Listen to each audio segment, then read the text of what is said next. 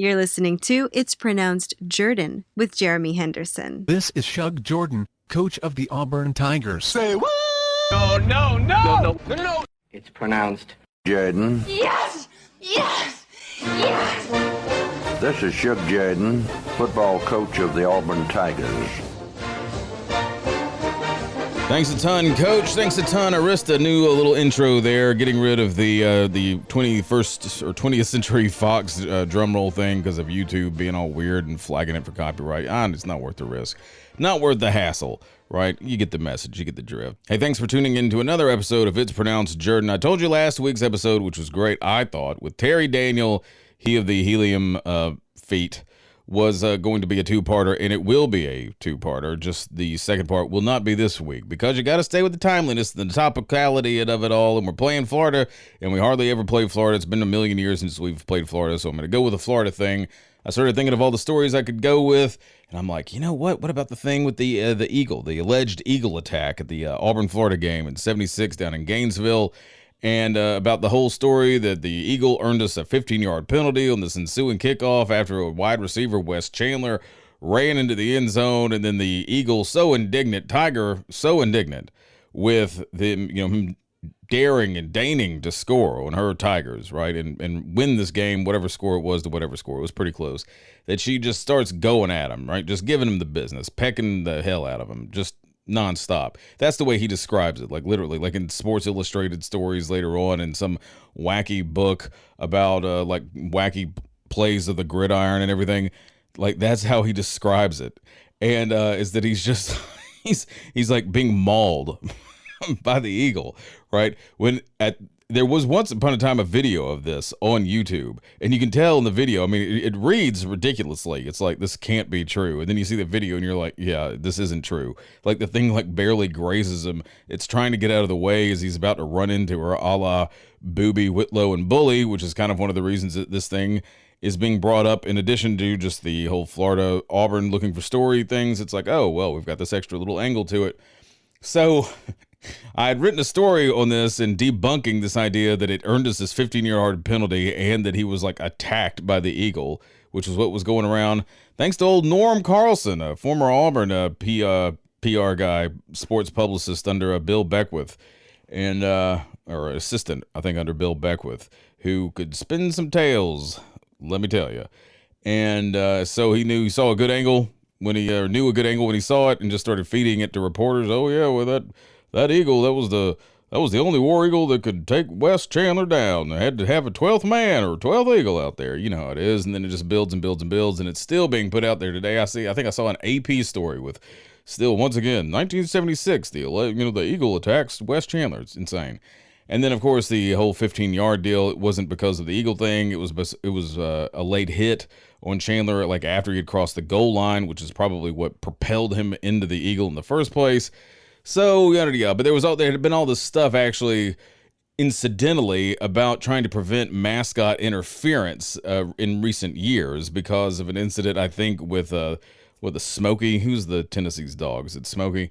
Had like nipped at a player or something. I think at an Auburn player, actually, at the maybe the 75 Auburn Tennessee game. Anyway, so I did a story on this about 5 years ago, and so I put it back out there, and then I realized, you know what? I think I had just emailed Dave Hermecz.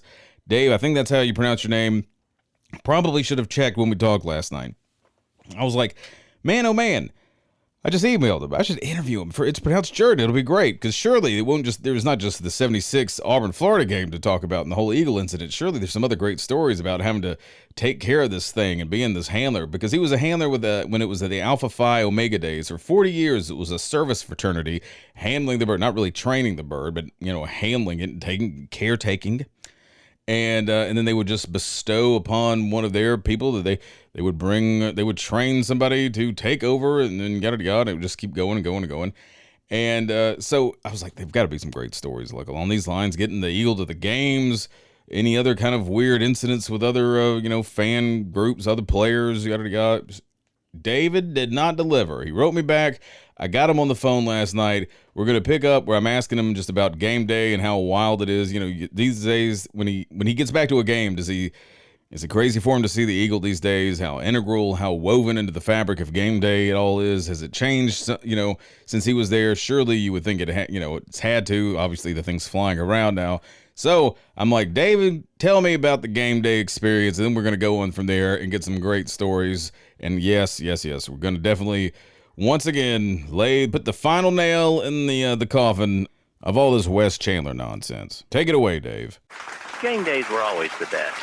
The thing with the Eagle training, there were only 2 trainers at the time who were responsible for making sure that the Eagle was fed, taken to the vet. And so game days were exciting, but the truth of the matter is it was a 365 event. And you go out in the evening and you drop off the Beefheart on top of the fountain that was there on the top of the hill where the student union is now. Did you say the Beefheart? Is that what you said? Yes, a beef heart, or it could be a pork heart. The pharmacy school allowed us to use their laboratory rats after they were through with them, and they detoxed them and everything. So we'd have to go over there and grab a live rat and, make it not alive anymore because the eagle couldn't catch live food. It always had to be dead. So, yeah, that was always fun. Grab the rat and whack it on the head and take it with you over to cage, and the eagle you'd put the rat out there, and the next day you'd find a little while later you would find a little pellet there, and oval shaped, and it was the entire what came back up. Oh my gosh. The eagle didn't keep down. Yeah, that would be the rat, the vomit from the eagle. That he would leave it right there.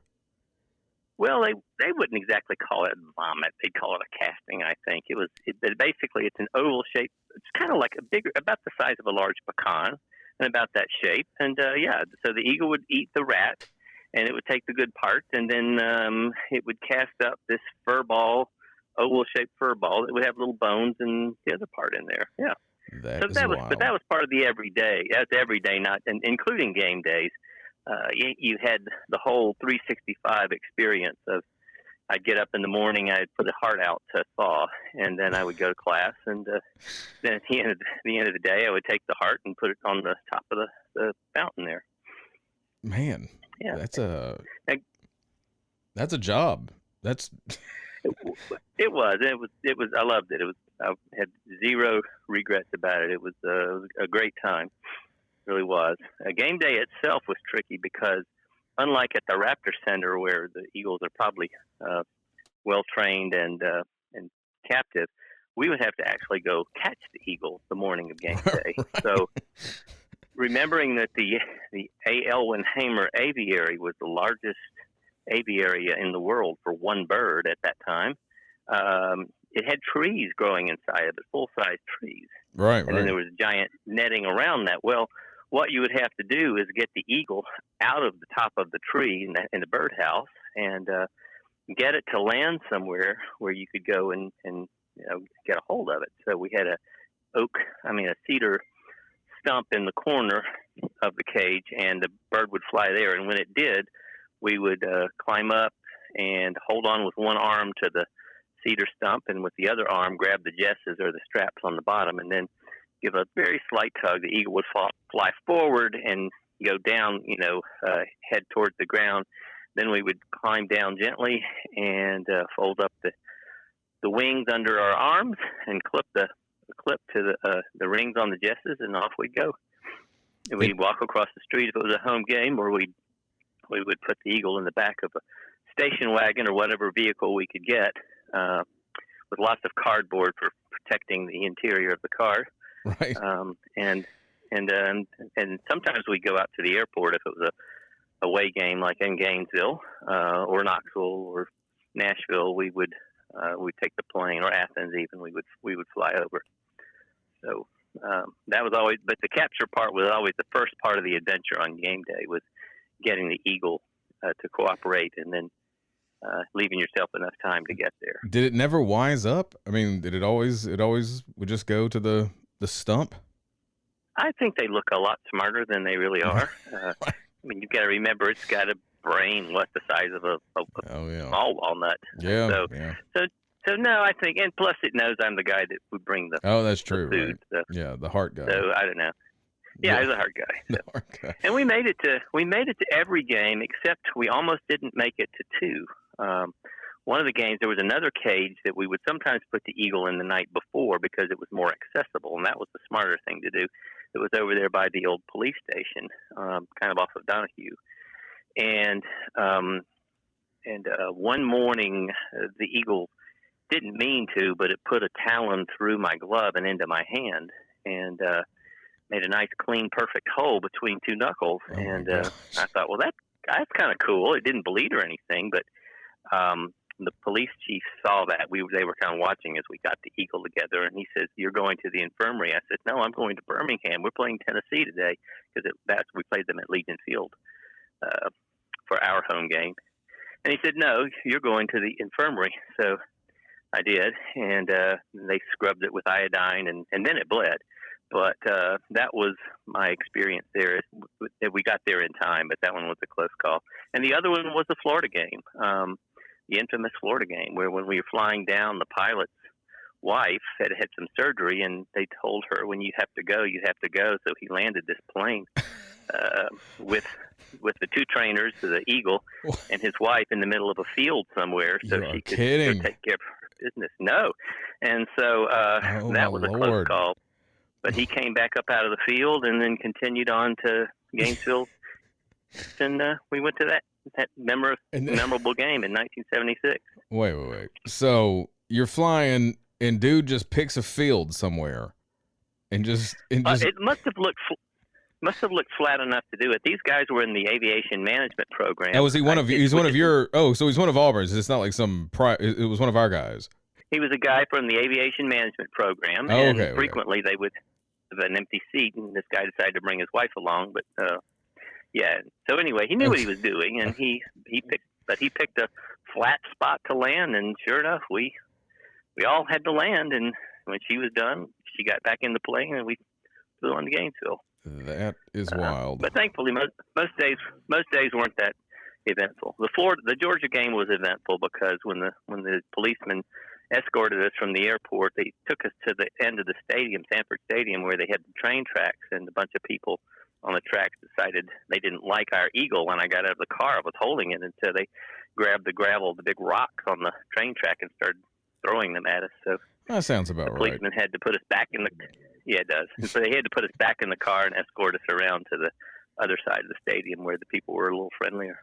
Good Lord! So, yeah, it was exciting. And now, game day was exciting always. And how long were you doing this again? How long were you? When did you first get to Auburn? I got to Auburn in '75, and there was a service fraternity, is called Alpha Phi Omega, right. And they were the ones who in 1960. A guy stepped up and said there was an eagle that they had caught out in the field, and so he said, "I'll take care of the eagle," and so he got a guy to help him, and so it was just passed on down. When the guy would get ready to graduate, they'd pick another assistant who then would become the head trainer when his head trainer moved on, and so we passed it on like that between two guys for 40 years. We handled the care of the eagle until the Raptor Center took over in, I think, 2000. So it was quite a tradition. And they added a few more trainers, which was a sensible thing to do. Sure. I think they had probably 5 of them or so later on. But the guys, they did it. They had the daily care.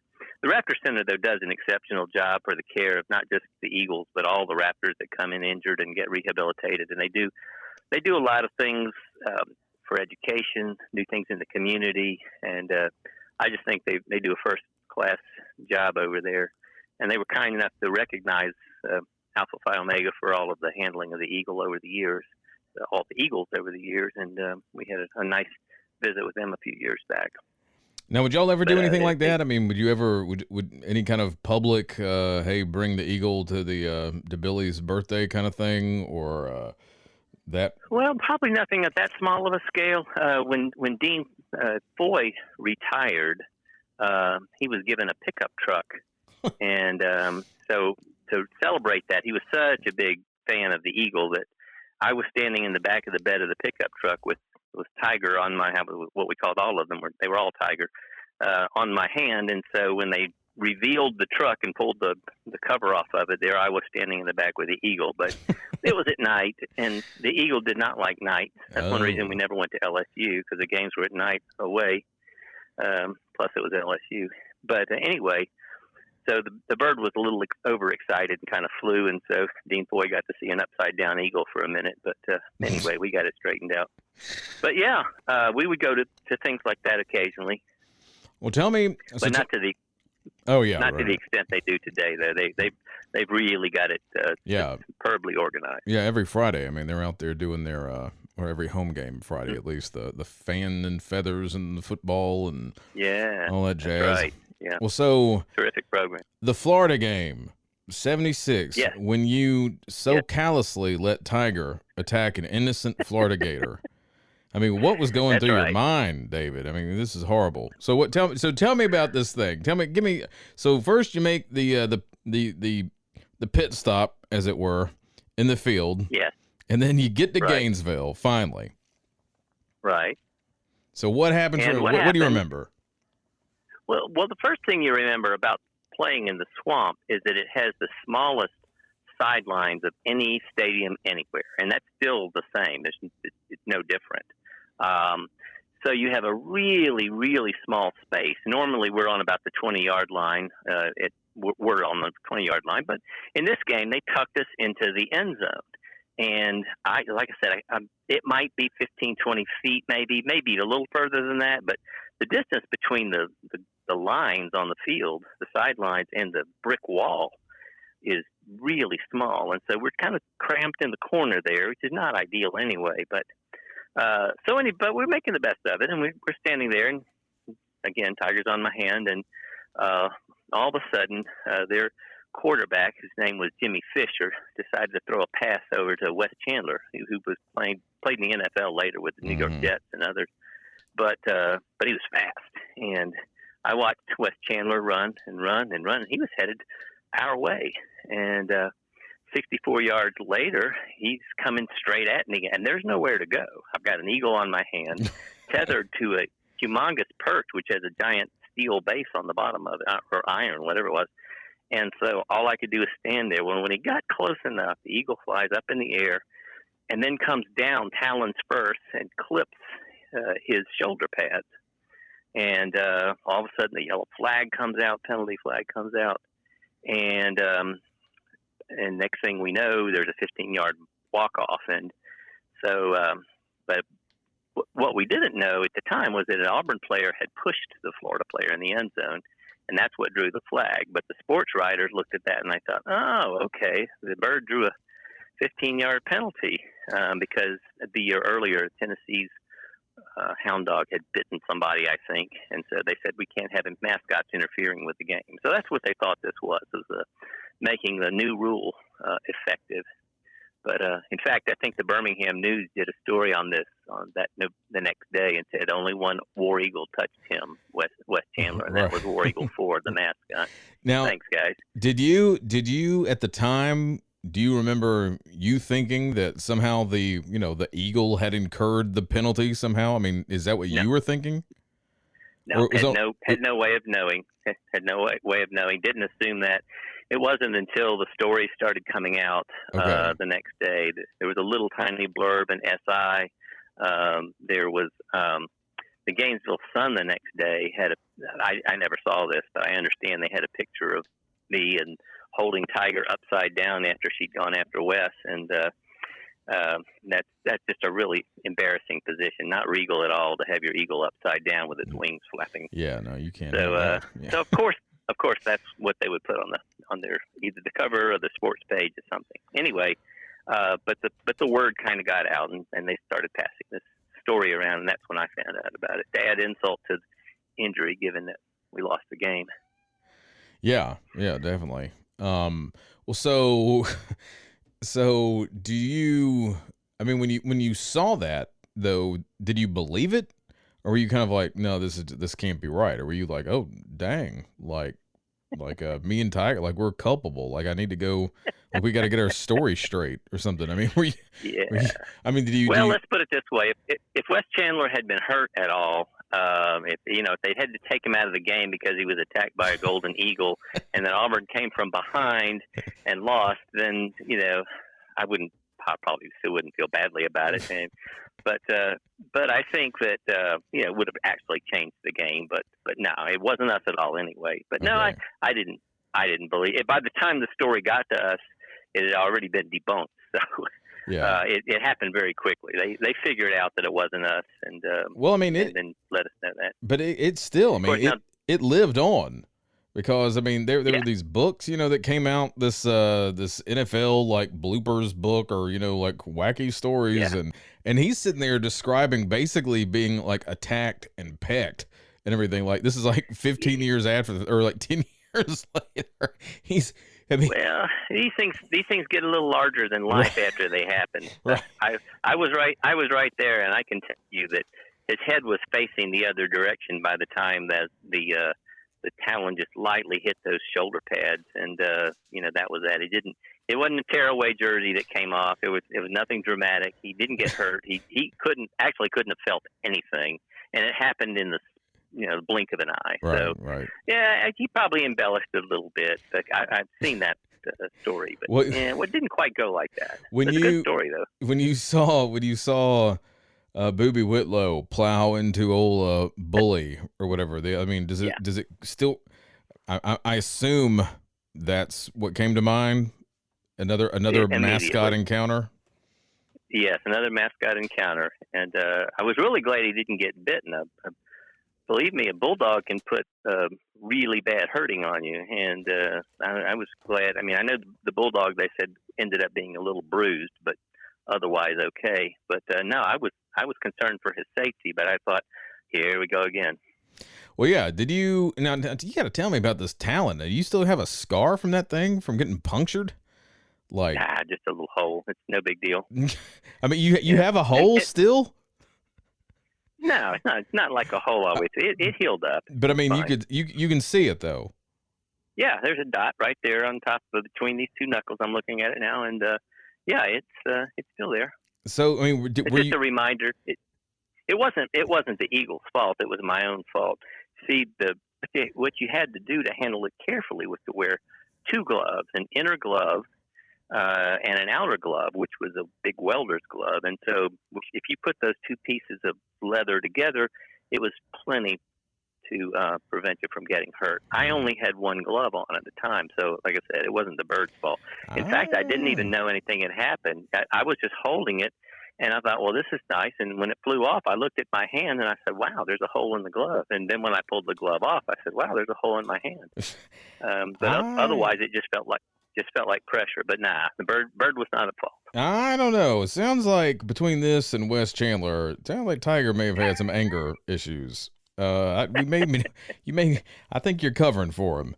I mean, this is classic. This is classic, like, victim mindset kind of a thing here. Just it's my fault. But like, well, so, but did you think you were like undead or something? I mean, you weren't bleeding. Like, what is that about? How did you get punctured in between? Well, I mean, the hand's got a lot of blood in it. It's kind of I think it was just so sharp and just such a clean puncture that it didn't hit anything. It must have gone right between every vein. It's kind of making me weak. I mean, when I moved my two fingers around, I could see the muscle moving underneath. Oh my Lord! And I just looked at it and I thought, well, that's kind of cool. It really, like I said, because it didn't hurt, it didn't bleed, so it just seemed like no big deal. Did it hurt? I mean, it didn't hurt. Chief Dawson, no, it didn't hurt. It just felt like pressure. And like I said, Chief Dawson was there, and he said, "Going to the infirmary," which to me was much riskier than being clawed by an eagle. Right. I've heard stories. Yeah. Oh yeah. You might. Now that was scary, and especially the nurse who pulled that scrub brush out. I mean, that's yeah. I learned my lesson. Chief Dawson, huh? Man, yeah. When Chief Dawson says, when old Millard said, "You got to go, you got to go." There's no. That's right, and I did. There's no getting around that. Well, so well, so what you got? You have any other? I mean, any other memorable, stories that come to mind? I mean, I'm fascinated by the transportation things. I mean, so when you have Tiger, strapped down Yes. in the back of the of somebody's station wagon. I mean, what is she? Is she making noises? Is she enjoying the ride? Hmm. Is she She what? really traveled quite well. What we had was a T-shaped perch that went in the base in a very heavy, like an iron base. I can't remember. It was a disc of a tractor, or it was a wheel of a tractor or something. Whatever it was a piece of farm equipment that we had converted into a perch. And so, but it would come off. The T-top would come off, and so what you did was you would lay it down in the back of the car, and then she would put her talons on the perch. But she would just sit there and look out the window. She didn't fly around. She wasn't distressed. She just seemed to enjoy the ride. And the same in the plane. Again, you would cover the entire cabin of the plane with cardboard and tape it in place, and then you'd put the base of the perch in and then the top, and then she would just put her talons on the perch and look out the window. Okay. Never ever had a problem. Well, there were two occasions she didn't like getting out of the plane or out of the car where I got bit on the lip by Tiger, and she was scared and going into, say, a dark place or making a quick move. She would just kind of orient herself, and she would reach out with her talons, and so I did get nicked a couple times in the mouth. But that's for 3 years of training. That's pretty good to only have one puncture and two pecks. Yeah, I I can't guess complain. so. Well, so There's stories of other trainers who got much worse than I did. Believe me. do you any other stories of fans, not adhering to, say, PETA best practices around the bird, like throwing gravel? Oh no, I think the Georgia fans get the award as the worst. Typical. Actually were. Most people were quite friendly, including, of course, we were playing all the Alabama games at Legion Field, their quote neutral field. It's kind of interesting. The fortunes of Auburn turned around when we played home and home once that started. But all those years they had to play at Legion Field, it just seemed almost impossible to win. But even they were civil to us and good to us.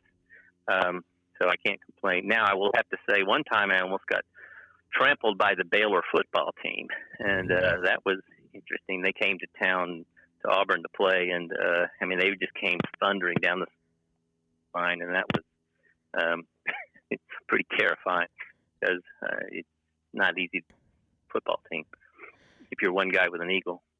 So they're just coming out of the stadium, or coming into the stadium, coming onto the field, coming out of the tunnel and onto and being on the field. They're going down the sidelines where we're standing, and some guy, Auburn guy, just runs out there and stands in front of them. And he was ready to take the hit for the eagle. He was, man, it was great. He gave himself up, but they didn't crush him. It was good. Man. They brought their own mascot, which was a bear, and their bear would take bottles of Dr. Pepper and chug them right there on the sideline, just a few yards away from us. So that was good. But it's a cub, isn't it? Is it like a bear cub, or is it just like a? I don't remember. My memory's not going to say exactly how old or big the thing was. I just know it was a for real bear standing there, really drinking Dr. Pepper. That's a thing out there, and that's what it did. And they've changed it since then. They said dietary problems, or I don't know. Somebody decided that it shouldn't be drinking sugary drinks. You wouldn't think it'd be. Was there ever any talk while you were doing your thing? I've read some old stories about early on when they first got the eagle acquired, in the early '60s, about possibly trying to. I think Elmer Hamer that was his name, right? Well, Elwin Hamer was one of the first trainers. Yeah. Right, he was one of the right, and then I think he even brought up in a story the possibility of having the eagle fly around. And was there ever any talk about maybe trying to train him to fly, or in any, to whatever extent, be it jumping down from the goalpost or anything like that at all while you were there? Well, not while I was there. I think the guys were looking at it later when the Eagle trainer team grew and got larger. Some guys got involved who were really serious into raptor training. They had hawks. In fact, I went to visit one time years later, and we took the hawk out on campus, and they had it doing a little squirrel hunting on the campus. But these guys were really knowledgeable, and I think they could have done it. But it was just that by the year 2000, Cirque took control of the Eagle, and that was pretty much over. But those guys had some talk about it. See, when I was there, the Eagle had already been there. This was War Eagle 4, so it was kind of the second modern era Eagle that they had, and so it had been there for 15 years, right? Or so, and they weren't going to be teaching it to do any new tricks like that. Okay. But I tell you, that's one of the greatest traditions in all of football. That's for sure. Yeah, and that's pretty I'm awesome glad that that they've got the resources to be able to do the training and the personnel, because you got to remember, everybody's a full-time student at that time. So, and it's not your major. I was a psychology major. So, and ironically, later on went to the University of Florida and got my PhD in clinical psychology down there. Really? So I did. So I ended up watching a lot of Florida games, including the Auburn games. And, it looks a little different shades of orange and blue. Well, who are you? I mean, isn't it kind of dual loyalty feelings coming up Saturday? Oh, I mean, definitely not. All right. No, most of the people went down there. There was a term for it when you went to Florida, but you didn't really want to be there sports-wise, and it's called being a Gator hater. And there were a lot of Gator haters around. Okay. They weren't all big fans. War Eagle, by God! Man, oh man, oh man. I thought that was great. I thought Dave had some great tales to tell, and he told them well, and it was a pleasure and an honor to hear from somebody who, you imagine having that relationship with the Eagle and everything? My goodness. And then, I don't know, just the transportation, in this day and age, just hearing about just how loosely it was done. I mean, with loving care, obviously. It was just different times, right? And it's just, when you have PETA suing... I mean, get the dog. Like, we can't have a dog get bumped by a player. You gotta. I mean, you were almost like with the Eagle flying into the window a few years back. You could almost understand PETA being like, "Hey, don't let the Eagle fly around." It obviously gets confused. You've got a million people yelling at it and pointing at it. It sees its own reflection.